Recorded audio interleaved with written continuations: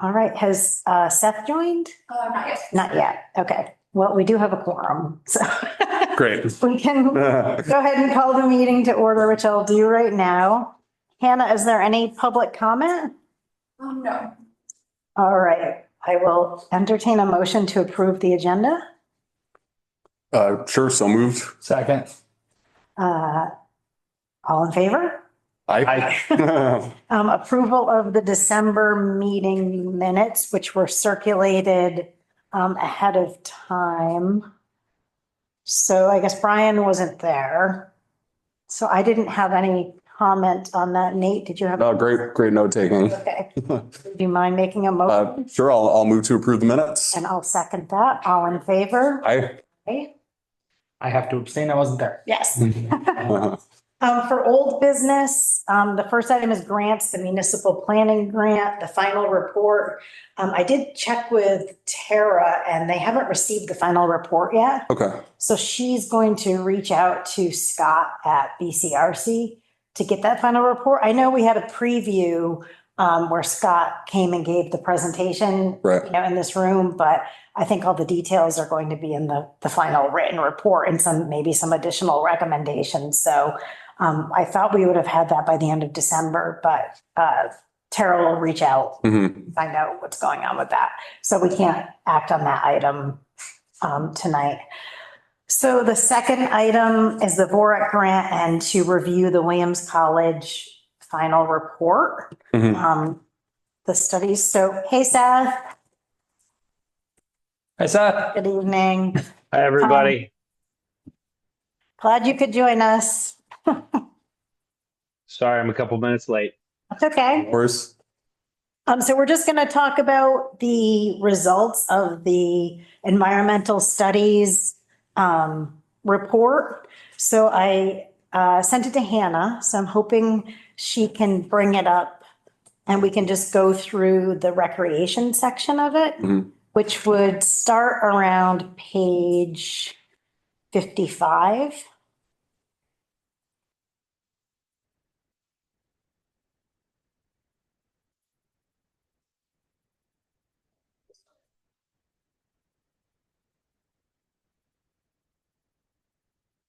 It's such a large file that you can't send it by email. You have to actually go to the Lots of link. graphics. Yeah, so it's, I think it's around page 55 or 56. These guys did a lot of work. Yeah, and their methodology was pretty rigorous. Yep. Yeah, so right around here, I was just going to say that this area is the results of the survey, and I believe that they got 74 completed surveys, and basically they converted the survey responses on this numerical scale from less important to more important, and then and gave a numeric like 1 to 5 for that. And then they converted those numbers into numerical averages. So Hannah, if you go to the next page, it is kind of small for people with reading challenges. I can also put this in the archive just so people can look back. Sure. Very cool. It's good comment on more origin. So looking here, basically the top activities in terms of average score were hiking, running, birding, wildlife watching, and picnic sunset views. And it went down from there with a whole host of others with archery and traditional playground at the bottom of pass. So let's see, Hannah, if you could go to, let's see, page 60, 61. Yeah, so here is the ranking of the activities again. And on page 61, if you go to the next page, they just nicely laid out the summary. So like we talked about, the number one response was hiking and running. Moderately desired activities were picnicking, sunset viewing, snowshoeing, cross-country skiing, fishing, dog walking, kind of like moderately, I guess, desired. And then the least desired was like canopy tours, zip lines, playground, and archery were the least ones. So the results of the survey and the visioning workshop, the results were very much aligned, but I suspect that a lot of people that attended the visioning workshop took the survey. So For sure. it kind of makes sense.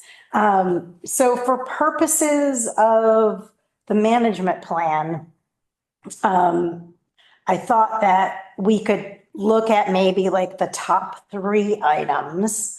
And then for, I guess the next, I don't know, there's a lot of items on here. So maybe like 20 activities. So maybe like cap it at 10 or something. Mhm. And look at the costs of the other activities, because I know like mountain biking and mountain bike trails are very expensive to create. I mean, that's what I've heard from the Bennington Area Trail System and that. So kind of like look at those, so prioritize the top 3 and then do some cost estimates on those, but as well as like the next 7 or so, and maybe rank those and put together the action plan for the management plan based on the costs of the other activities. That makes sense. Mhm. Kind of what we want to do in the management plan is identify the activities that we want. I brought the wrong page with me, unfortunately. Identify the activities that we want, and then an action plan of the timeline in which we want to try to implement those activities, along with the cost estimates for those. Mhm. So I would suggest a smaller group of us work on that rather than in a big forum, because we're going to have to go through the details, some additional details, and derive the cost estimates. Mhm.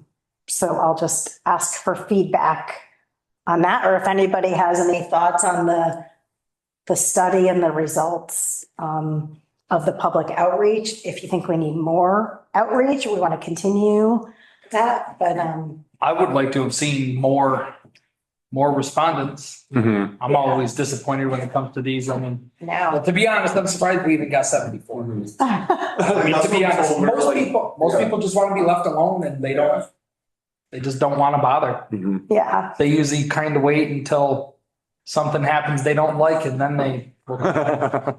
yeah. For sure. Yeah. I think it's always been a difficult issue. One of the recommendations that they make in the last section of the report is, I think, something we did with a different survey, which was a drawing. You know, if you do the survey, there's a drawing, a random drawing for Oh, that's Yeah, a chance great to win idea. something. That's a great idea. prize. Yeah. And that definitely helps to spur participation, Mhm. I guess. So yeah, 74 isn't, an overwhelming response, but I think it's enough of a response that we can say, based on the feedback that we've also Yeah. received, Mhm. that, this is definitely the direction to go. And I Yep. mean, hiking is the primary activity we applied for the grant for. Right. Yeah. Initially, the VORAC grant for, so that, comes right in line. So, No, it's great. It generally, I think, reinforces sort of what we were already assuming about this. And it's great, I mean, if like hiking, running, and picnicking are kind of the top 3, like we can kind of hit all of those with the same one project, probably. yeah. Oh, yeah, absolutely. Yeah. Yeah. So, Seth, did you have any? Well, I thought I would kind of reinforce what Nate said. I mean, it seems like if hiking and snowshoeing and picnicking but I also feel like hunting is baked into the property, right? I mean, they're Yes. the original users. I think out of, respect, we need to acknowledge that even though there were maybe not as many votes for that the people that did vote for that felt strongly about it. I think that was kind of the takeaway of their evaluation chart that they did. So I wonder if, Yeah. there's already some stuff that's happening in terms of highlighting the fact that we're identifying the trails and getting them marked and I feel like that's sort of go with what is easiest and where you can get the most bang for your buck, kind of what Dave was saying. Mhm. So, Yeah. Yeah. Yeah. I probably should have said that to begin with. I think hunting is just, Uh-huh. It's already a in there, given. It's a yeah. given that hunting is going to continue on the property. It'd be good to get with the Fish and Game Camp people and talk about how we're gonna deal with maintenance of that main road there, because, yeah, I mean, obviously, I'm like, there are gonna be lots of people hiking on it, which also does damage, but yeah, I wonder if they can kind of make some sort of commitment to some amount of, help on that project, since they're gonna be the primary users of that road. Mhm. Yeah, absolutely. Yep. Okay. Any other thoughts on action items or moving forward? We're all good? Anything back? Okay. Well, the next item is Fish and Game Club outreach. There we go. Somebody read the agenda. So I didn't know if you had a chance to follow up. I think the plan had been that Mike was gonna kind of be their Okay. point of contact. I can reach out to him and just see if he's started that conversation. I'm happy to reach out to those guys. I'm just probably not the ideal person to do it, just because I don't kind of have the background in hunting. But yeah, if it comes down to it, I'm more than happy to have a conversation with them about that stuff. Well, I can reach out to Mike. Okay. And I think I want to just go back to the minutes and understand why we made that an agenda item. It's possible that I said I was gonna reach out and just forgot about it. See.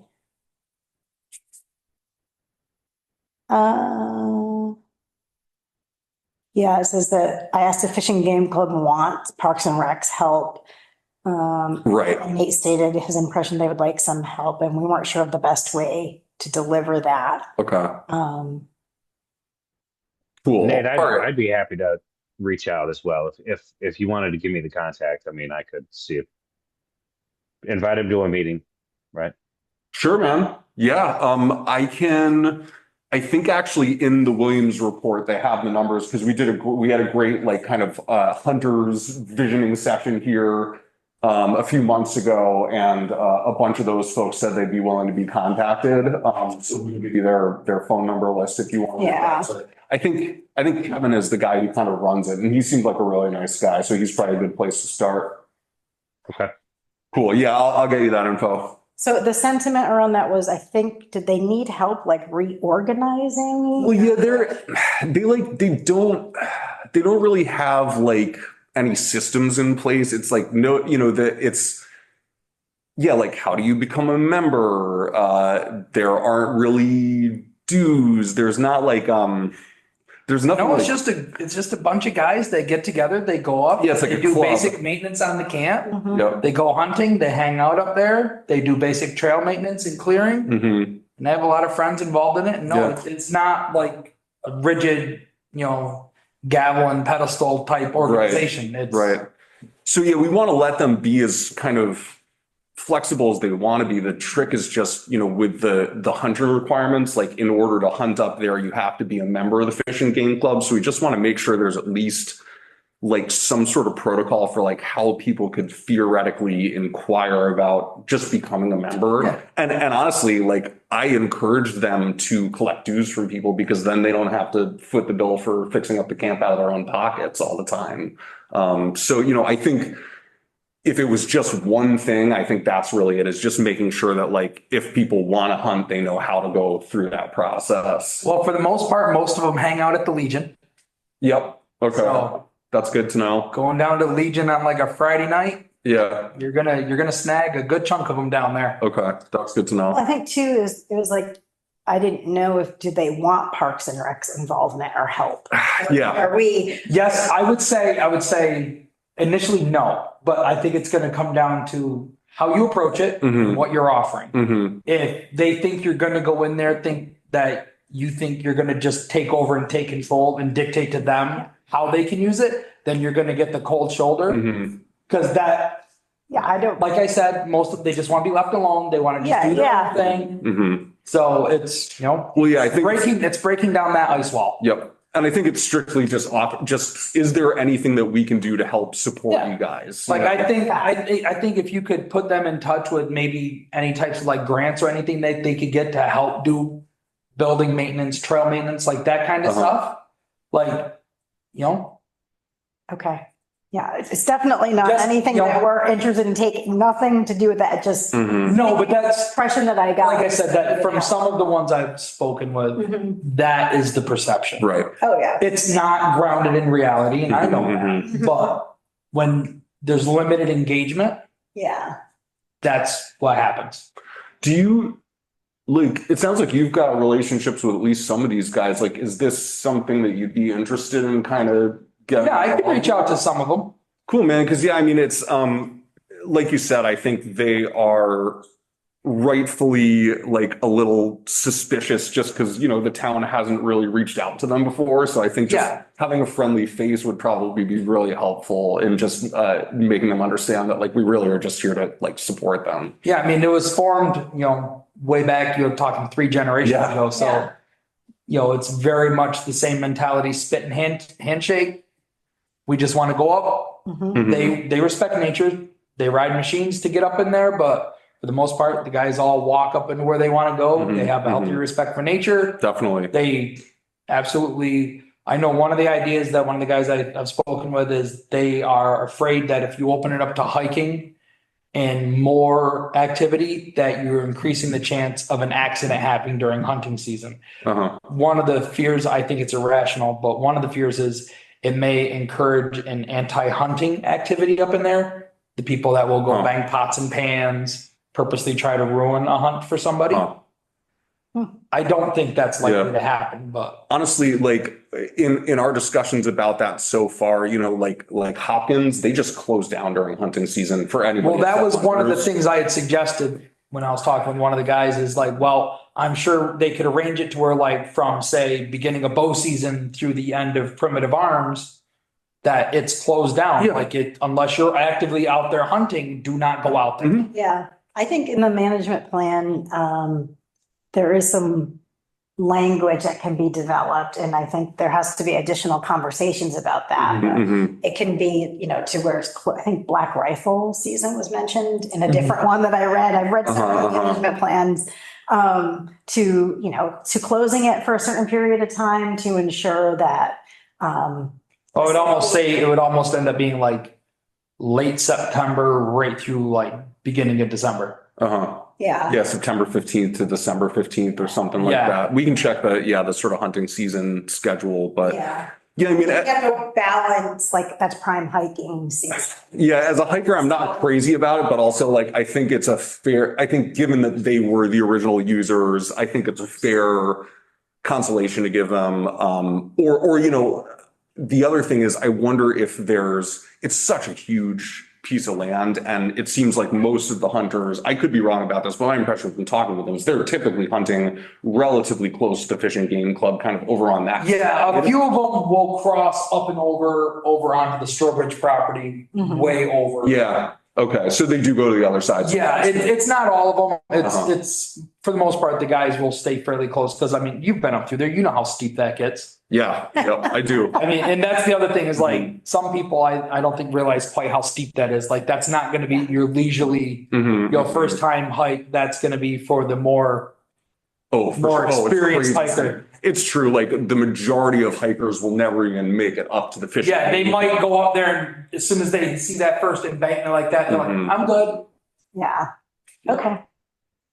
All right. So I think that's just gonna be the big thing is like, you know, just making sure they know that like we're here to help you as much as I hate to say it. We're the government, we're here to help. But in this case, like we don't want to intrude. Like I'm a hunter. Mhm. I definitely don't want to see it get ruined. And I can tell you right now that most of the trails that are there are only there because the hunters have kept them open the last 25 For sure. years. I'm thinking now, like, I think part of the question came because in the management plan, some of the activity, whether it was hunting, I can't remember exactly the language, but it said you have to be a member of the Fish and Game Club. Right. And so the question came like, how do you become a member?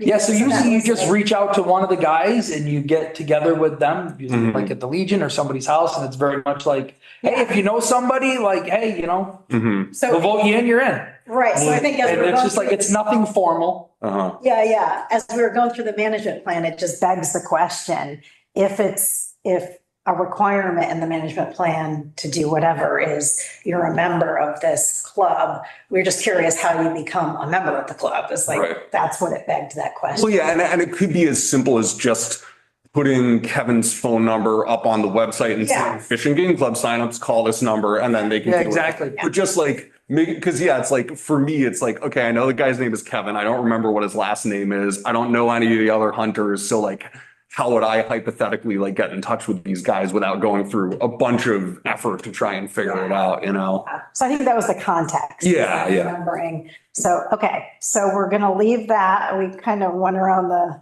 horn here at that. Uh-huh. So we're going to leave it It there. happens. Brian is going to, I will reach out to the Okay. ones that I know and I will get Kevin and them, their contact information, and I'll see if I can get like a sit down or at least a phone call with them, Cool. discuss some stuff with them and see if they would be interested in coming to a meeting or at Yep. least, Zoom in. Yeah, that'd be huge. That'd be great.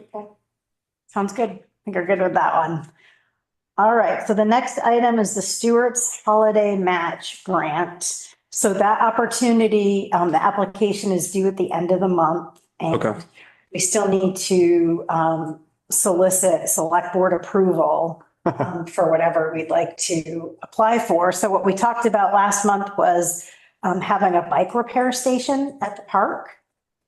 So Seth did some research on that. And so Seth, I looked at the link that you sent and I just thought Yep. I'd show a video from their website so that everyone here knows what we're talking about. Is this the video? Yeah, that's the video. Thank you.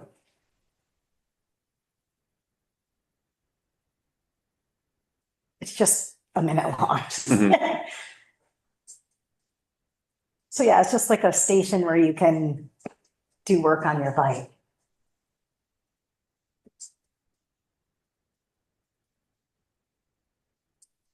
It has the tools all integrated on, you can see they're on cables, right? So they're hanging as part of the whole assembly.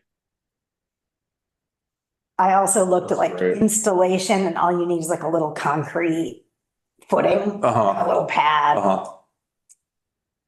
Cool. That's great.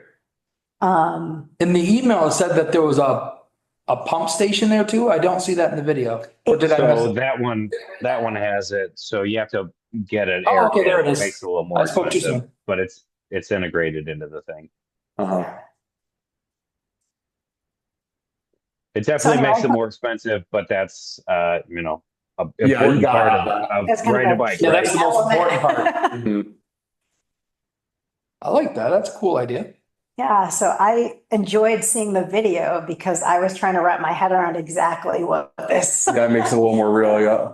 So you can kind of see exactly what we're talking about. I think that would be a nice addition to Mhm. Center Street Park. Yeah, I like that. It's not at all what I pictured it being in my mind. So this may be asking for too much, but one other bike related thing that maybe we could try to roll into this is and this was mentioned in the BCRC report, was that the fence that they put up that goes across that access road from here over to Route 7. I've had a couple people email me and say, hey, what the hell happened? I used to bike along here and now I can't get across. Yeah. So yeah, maybe trying to figure out like, putting a couple of bollards up instead that are removable, or just making the fence smaller and having a little pass through. But yeah, just something to correct that issue.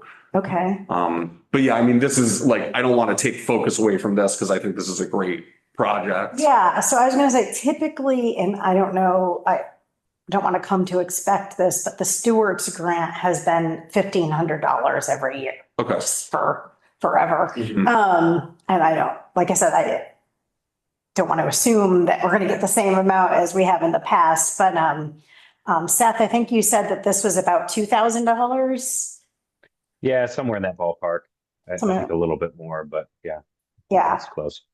So, Parks and Rec has funding that we could make up the difference with, but I think this is a great opportunity.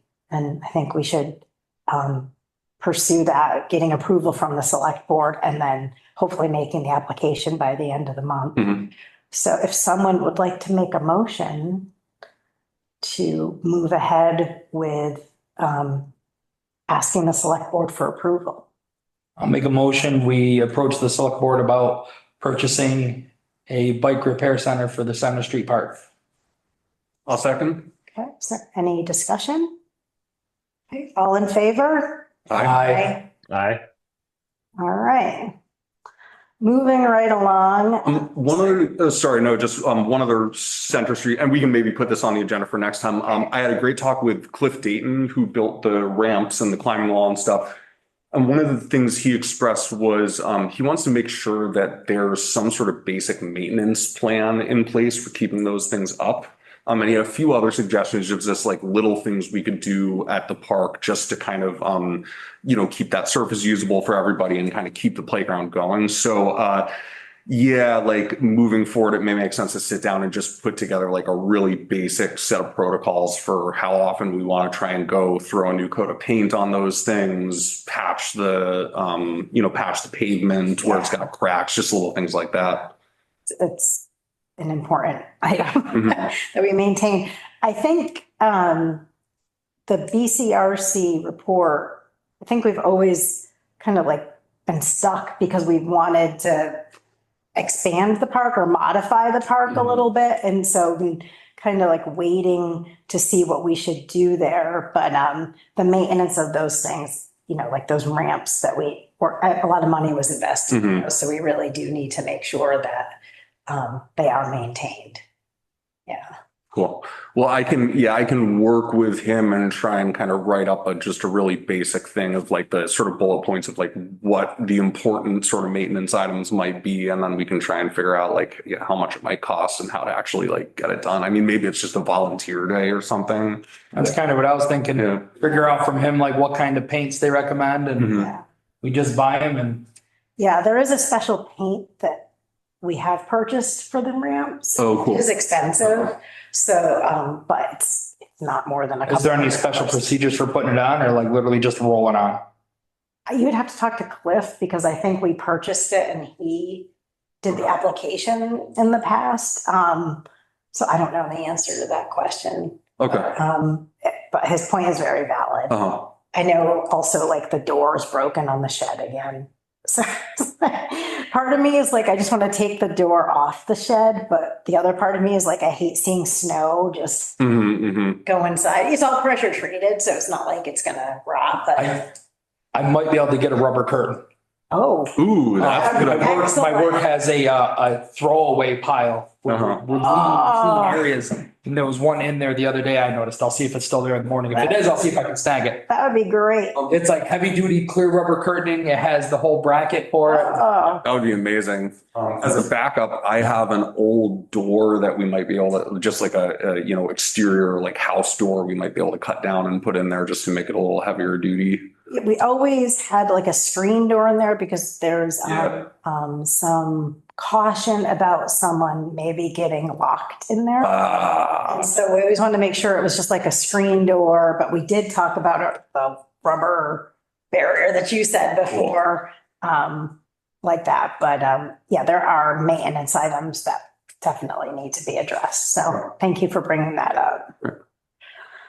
Okay, the next item is the select board meeting on January 23rd. So the select board has asked, I think I mentioned this last month, that heads of the various commissions or committees come in for a visit, and it's my turn on the 23rd.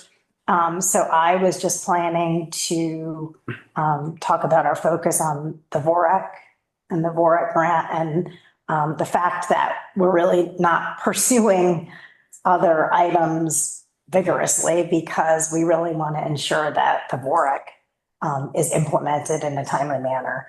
Pretty sure the grant has to be wrapped up by next January. So it's like another another busy 12 months, Mhm. you know, coming up. So that's my sentiment at least. And I just wanted to hear from anyone else or see if you think there's anything else that I should mention. Crickets.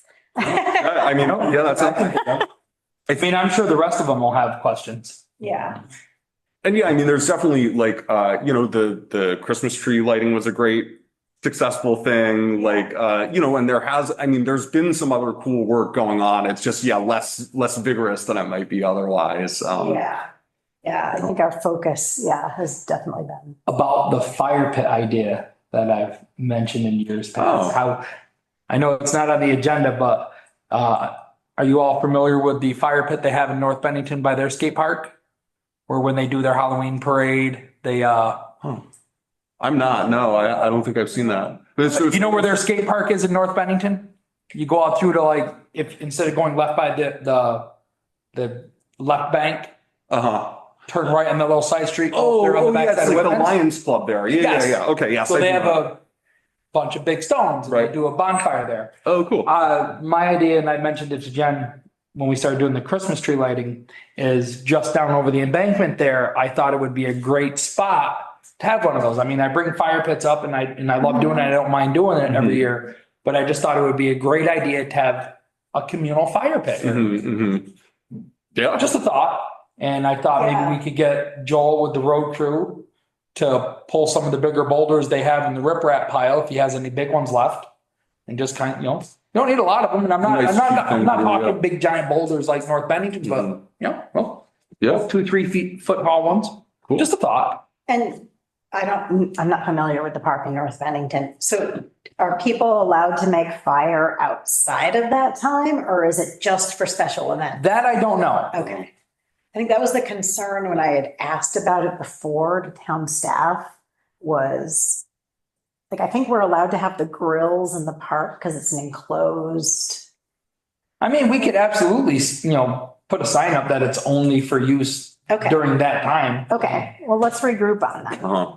Or yeah, I wonder if there's some other design that would be like, movable. We could like store it and then bring it out from just like, the basement. Well, I know some of the other ideas my wife suggested, maybe you could have like a little amphitheater on the bank there Mhm. That is. and like a little performing stage or something. Yeah, that is, I think some of those suggestions are in the BCRC report. Mhm. Definitely an area for gathering.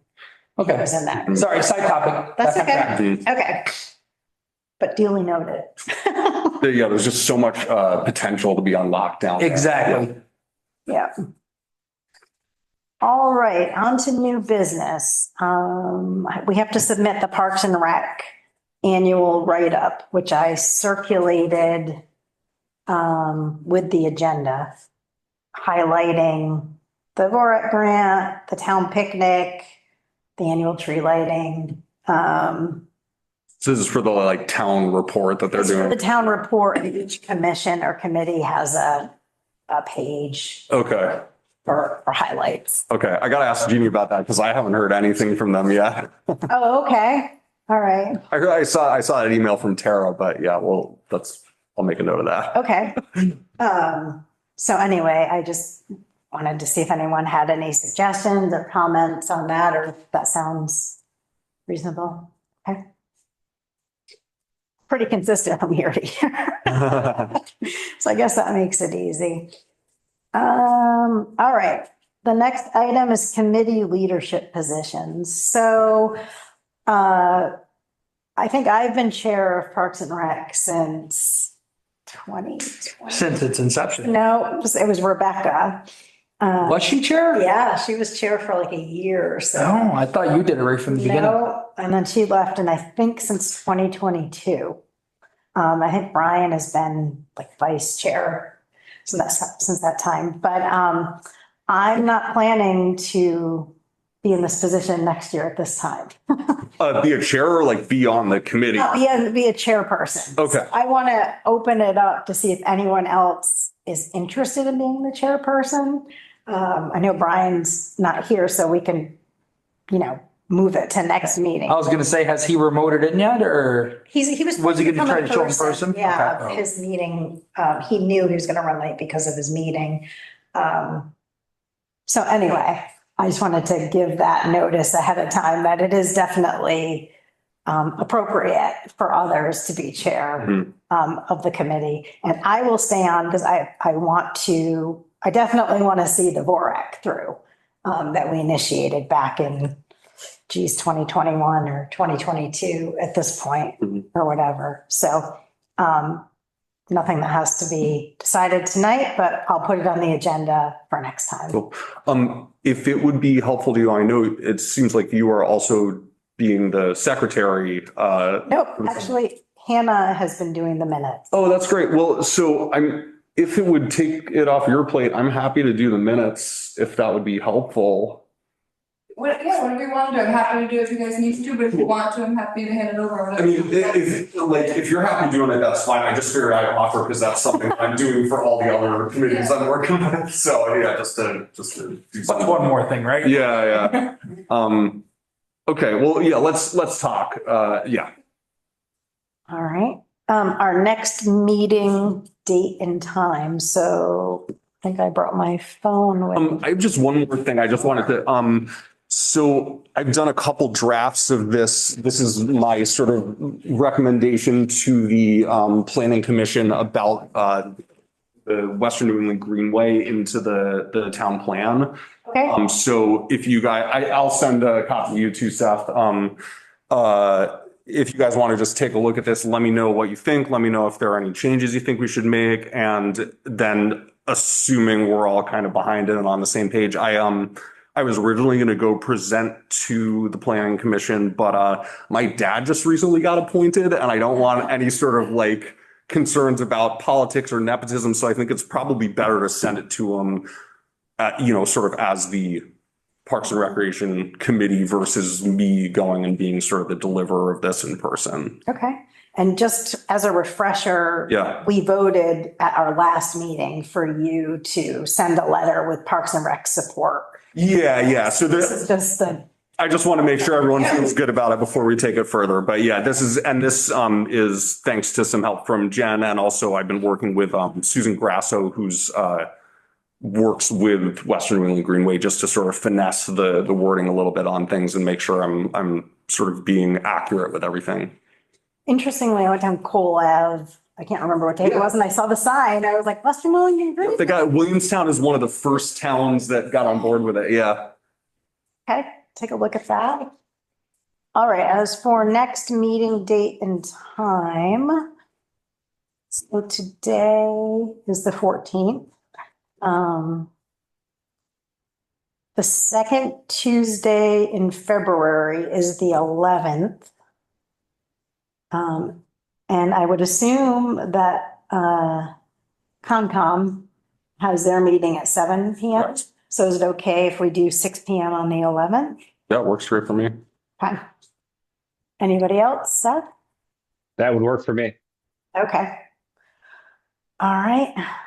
So next, items, public comment. Hannah, is there any public comment? Jim has his hand up. Okay. And on mute. Okay. Jim Kosas on Mason Hill Road North.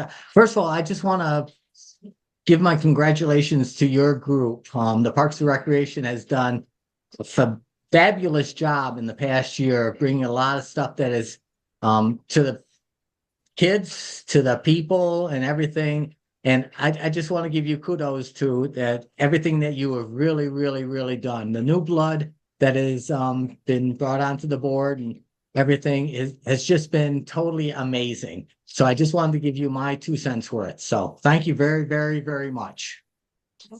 Thanks, Jim. Thank you.